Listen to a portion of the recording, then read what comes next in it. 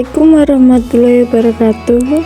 Perkenalkan, saya Kurniana Putri dengan NIM 2411017. Di sini saya akan menjawab soal yang pertama. Sebutkan 3 di antara thoriqoh muktabaroh di Indonesia beserta pokok-pokok ajarannya. Thoriqoh muktabaroh sendiri adalah thoriqoh yang dianggap atau diperhitungkan. Dia diperhitungkan sebab memenuhi beberapa syarat yang diantaranya adalah bersambungnya sanad mursyid hingga Rasulullah SAW. Adapun thoriqoh muktabaroh di Indonesia sangat banyak, diantaranya yang pertama Syadziliyah. Di antara sekian banyak thoriqoh yang berkembang di Indonesia adalah thoriqoh Syadziliyah. Thoriqoh ini dinisbatkan kepada Abu Hasan Ali Al-Syadzili. Thoriqoh ini mendasarkan segala pandangannya atas Al-Quran dan Sunnah Nabi Muhammad SAW, sehingga masuk dalam kategori Sunni. Dalam pandangan Al-Syadzili, seorang salik harus selalu selaras dengan Al-Quran dan Sunnah, mengamalkan hal-hal fardu dan berakhlak sebagaimana akhlak Rasulullah. Ajaran thoriqoh Syadziliyah terangkum dalam 5 prinsip pokok. Yang pertama, bertakwa kepada Allah baik zahir maupun batin. Yang kedua, mengikuti sunnah-sunnah Nabi Muhammad SAW baik perkataan maupun perbuatan. Yang ketiga, berpaling dari makhluk baik zahir maupun batin. Yang keempat, ridho Allah terhadap Allah atas seluruh apa yang diberikan untuknya, baik sedikit maupun banyak. Yang kelima, mengembalikan segala sesuatu kepada Allah, baik ketika lapang maupun sempit. Thoriqoh selanjutnya yaitu thoriqoh Naqsyabandiyah. Nama Naqsyabandiyah terambil dari 2 kata, yaitu naqsy yang artinya mengukir dan ban yang artinya ikatan. Para pengikut thoriqoh ini menisbatkan thoriqoh ini kepada Abu Bakar As-Siddiq, sahabat yang menjadi khalifah Rasulullah SAW dalam ilmu dan hidayahnya. Thoriqoh ini semenjak berdirinya dikenal dengan beberapa nama. Pada era Abu Bakar As-Siddiq hingga era Abu Yazid Al-Bastami dikenal dengan nama Siddiqiyah. Di antara metode wusul ila Allah dalam thoriqoh ini adalah robitoh, muraqabah, dan zikir. Robitoh ialah selalu menghadirkan ruhaniyah para guru, sebab guru adalah pintu bagi murid untuk sampai kepada Allah. Yang kedua, muraqabah adalah senantiasa sadar bahwa Allah selalu mengetahui seluruh gerak-gerik hambanya. Manfaat dari muraqabah adalah menjaga anggota tubuh dari perbuatan yang menyimpang. Oleh karena itu, para masyayikh thoriqoh ini memerintahkan muridnya untuk zikir lafal al-jalalah sebanyak 5.000 kali. Yang terakhir, zikir. Zikir adalah salah satu fondasi thoriqoh ini. Bahkan seorang hamba tidak akan wusul kepada Allah kecuali dengan melanggengkan zikir. Dalam pandangan Naqsyabandiyah, zikir ada 2 macam, yaitu jahir dan khafi. Zikir kepada Allah ada kalanya dengan lisan, hati, atau keduanya. Apabila ingin memilih salah satunya, maka zikir hati lebih utama, sebab jauh dari riya dan lebih bisa ikhlas.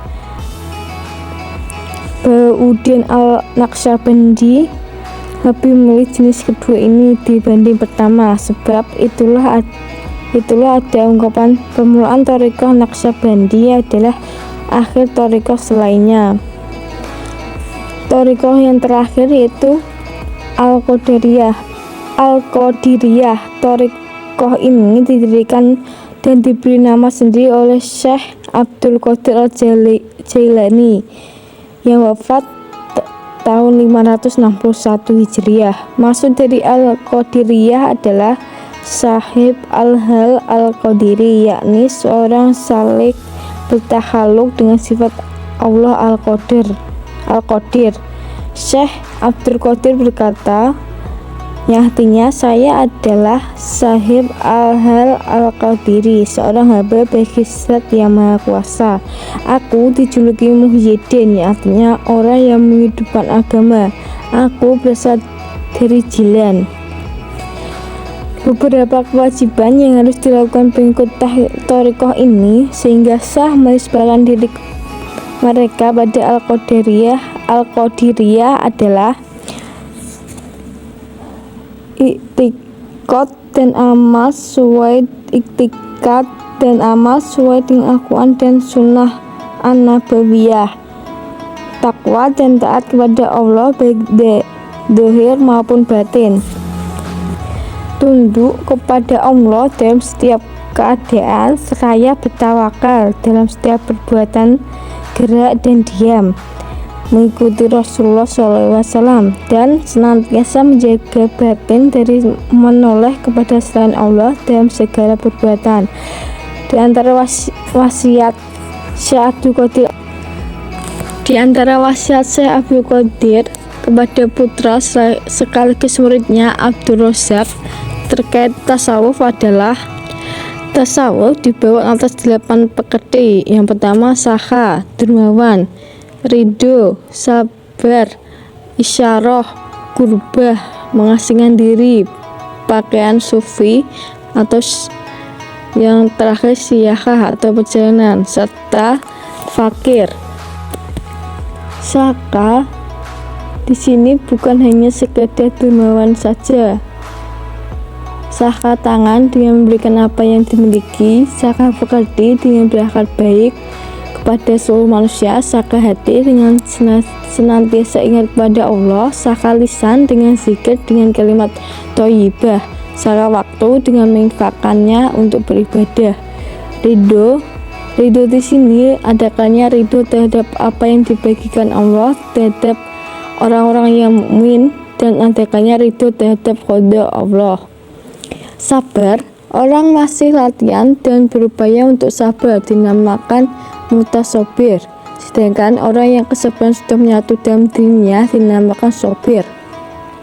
Isyarah adalah sesuatu yang datang ke hati dan tidak bisa dijelaskan dengan kata-kata sebab kelembutan maknanya. Allah berfirman yang artinya, tanda-tandamu adalah kau tidak dapat berbicara dengan manusia selama 3 hari padahal kau dalam keadaan sehat.